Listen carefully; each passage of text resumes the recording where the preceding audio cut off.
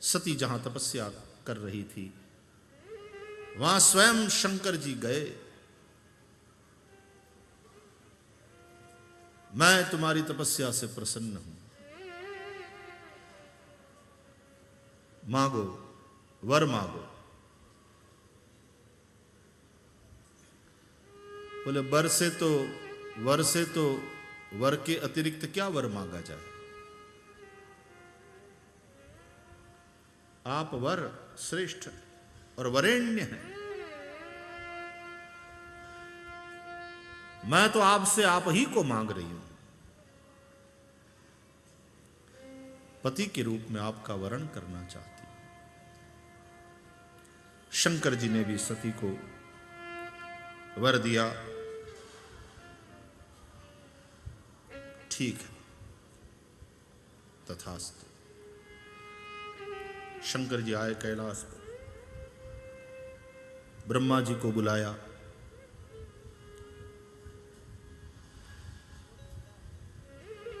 सती ने कहा था कि आप यदि पत्नी के रूप में मेरा स्वीकार करना चाहते, आपको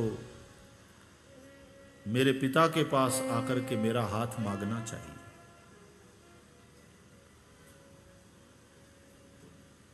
ये सब सती के, दक्षसुता के लक्षण हैं। आप आओ, मेरे पिता से मेरा हाथ मांगो।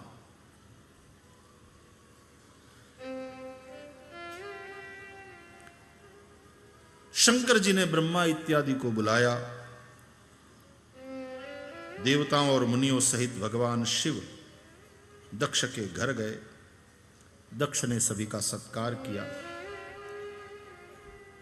शंकर जी ने सती का हाथ मांगा।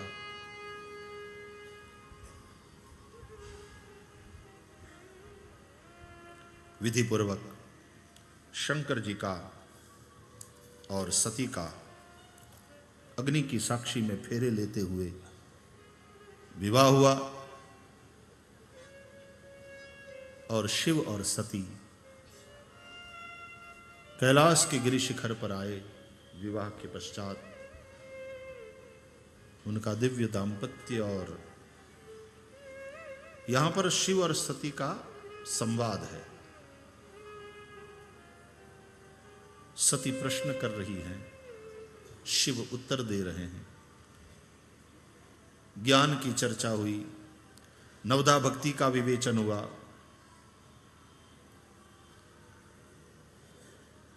चाहे सती के रूप में पराम्बा भगवती शंकर जी की सेवा में हो, चाहे पार्वती के रूप में बाद में, लेकिन यहां सत्संग हो रहा है। यह सती क्या है? मति। और मति में, बुद्धि में जिज्ञासा जागृत होती है तो प्रश्न पूछती है। प्रश्न कौन पूछती है? मति ही पूछती है। जानने की इच्छा, जिज्ञासा किस में पैदा होती है?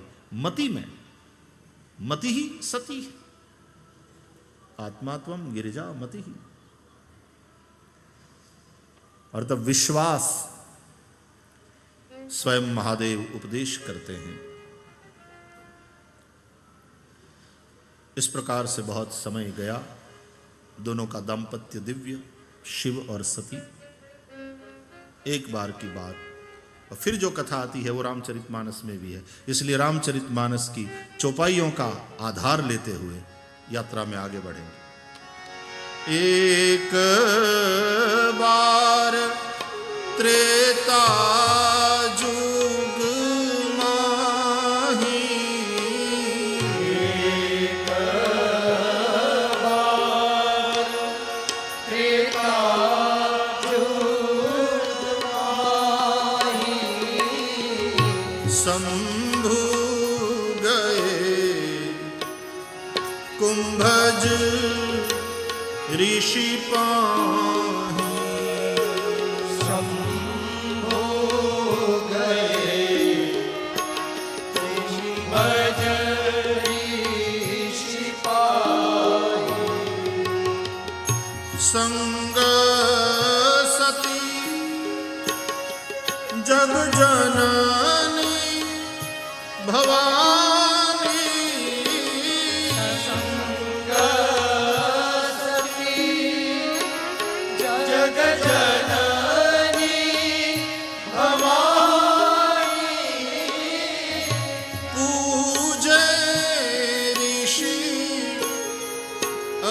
अखिलेश्वर जानी। ऋषि अखिलेश्वर जानी। एक बार त्रेता जुग आही।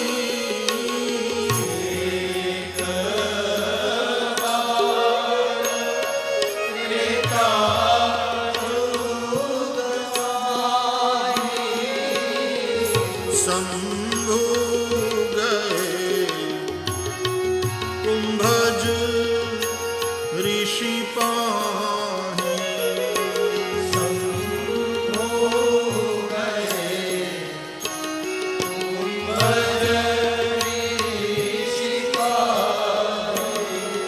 त्रेता जुग माही।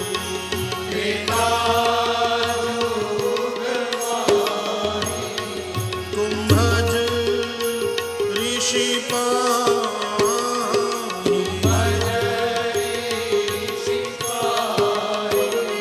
त्रेता जुग माही।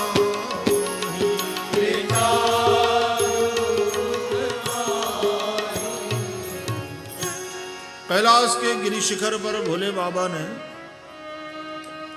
सती के प्रश्नों का उत्तर देते हुए सत्संग कराया, कथा सुनाया सती को। लेकिन फिर बाद में खुद भी सुनने की इच्छा तो होती है ना, श्रोता बनने की इच्छा होती है। वक्ता के कान उपवासी होते हैं,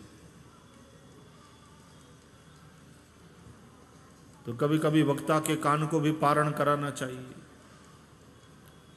वो जब वक्ता स्वयं श्रोता बनकर के किसी अन्य वक्ता की कथा में जाए,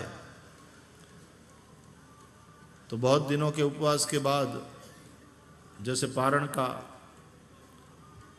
आनंद मिलता है, बस वैसा ही आनंद वक्ता को प्राप्त होता है। तो कथा सुनने की इच्छा हुई, तो भोले बाबा ने सोचा कि चलो कैलाश के गिरि शिखर से उतरते हैं। त्रेता युग का समय कदाच શિયાળાનો જ સમય હશે। આમે અહીંયા બરફના તોફાન, વાવડો બહુ બાય, हेठा उतरिए। कई महात्मा वैसे हिमालय में ही रहते हैं, लेकिन ठंडी के दिनों में नीचे उतर आते हैं। और भारत के अन्य अन्य प्रांतों में तब विचरण करेंगे। तो ठंडी में फिर हम यहाँ नहीं रहते, तब फिर मुंबई चले आते हैं, कलकत्ता चले आते हैं, उस तरफ मैदानी इलाकों में चले आते हैं। ऐसे कई हैं आज भी कि जो बद्री में 12 महीना रहते हैं, लेकिन कई ऐसे महात्मा हैं। बद्री जब कथा थी तो मैं उन महात्माओं की कुटिया में गया था। वहाँ बड़े युवा साधु और वहाँ भजन कर रहे थे। इतने प्रेम से हम वहाँ घूमे। एक बद्री में एक माई रहती है, उनका शरीर अब है कि नहीं मुझे पता नहीं। वो 12 महीना बद्री में ही रहती थी। हम गए थे उनके पास उनको प्रणाम करने, और जो भी प्रणाम करने जाता साधु संत कथाकार सबको बेटा मान करके सबको खिलाती वो प्रेम से। वहाँ ओशरी ओटले છીપરા માટે ત્યાં આસન નાખીને બેઠા રહે માતાજીને, આપણે ત્યાં જઈએ ધાબળો નાખી દે, બેસવાનું, વાતો થાય અને કંઈ સત્સંગની ચર્ચા થાય, પછી પ્રસાદ આપો લેવાનો। तो ठंडी के दिनों में फिर कई महात्मा नीचे उतर आते हैं। तो उस भाव से मैं कह रहा हूं कि कदाच શિયાળો હશે, चलो कथा सुनने जाएं, मैदानी इलाकों में जाएं। तो उतरे और आए तो आए, दंडकारण्य तक आ गए, अगस्त्य मुनि के आश्रम में। अकेले नहीं है, संग सती जग जननी भवानी, साथ में सती। शिव गौर है, सती श्यामा है। इसलिए जब दोनों का विवाह हो गया ना, तो ब्रह्मादि सभी देवताओं ने बहुत स्तवन किया शिव और सती का, भेंट दिया है बहुत लोगों ने। तो विष्णु भगवान ने भी कहा कि आपको देखकर, क्योंकि हम दोनों तो शादी कर लिए थे, हमारे पास तो हमारी शक्तियां थी। विष्णु ने कहा मेरे पास मेरी लक्ष्मी है, ब्रह्मा जी के पास भी सरस्वती है, रुद्र आप ही बाकी थे, तो आपका भी हो गया। तो आप दोनों को देख करके हमको बड़ा आनंद हो रहा है। और ऐसा है कि आप दोनों की जोड़ी, हम दोनों की जोड़ी जैसे ही शोभायमान हो रही है। आप में भी एक श्याम एक गौर, हमारे में भी एक श्याम एक गौर। विष्णु ने कहा, बोले बापा आप गौर है और माता सती श्यामा है, तो हमारे में मैं थोड़ा मेघवर्ण हूं और ये लक्ष्मी हमारी जो शक्ति है वो गौर है। तो श्याम गौर की सुंदर जोड़ी है। तो साथ में सती आई। कथा है, आप लोगों ने राम कथा में भी कई बार इस प्रकरण को सुना है। अगस्त्य मुनि कुंभज ऋषि हैं, दोनों गए कथा सुनने के हिसाब से गए हैं। कुंभज ऋषि ने दोनों का स्वागत किया है, पूजन किया है। जगत के माता पिता मेरे आश्रम में पधारे हैं। कुंभज ऋषि बहुत प्रसन्न हुए। भगवत कथा सुनना था और कुंभज ऋषि ने अगस्त्य महाराज ने राम कथा सुनाया। राम कथा मुनिवर्ज बखानी, तो सुनी महेश परम सुख मानी। सुन करके शिव जी बहुत प्रसन्न हुए। सती को सुख नहीं मिला, बोले सती ने सुना ही नहीं। क्यों?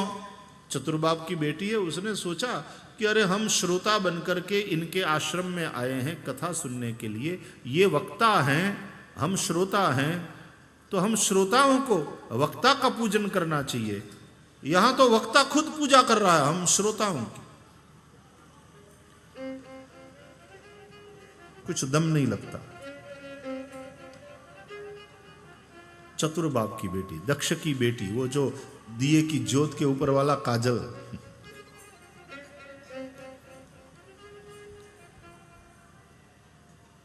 ज्ञानियों को ज्ञान का थोड़ा अभिमान हो जाता है।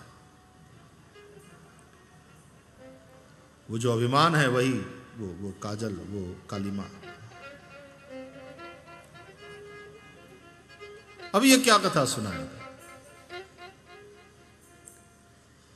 जब कथा सुनाया तो बैठे थे दो, लेकिन सुनी एक नहीं, केवल शिव जी। सती ने नहीं सुनी।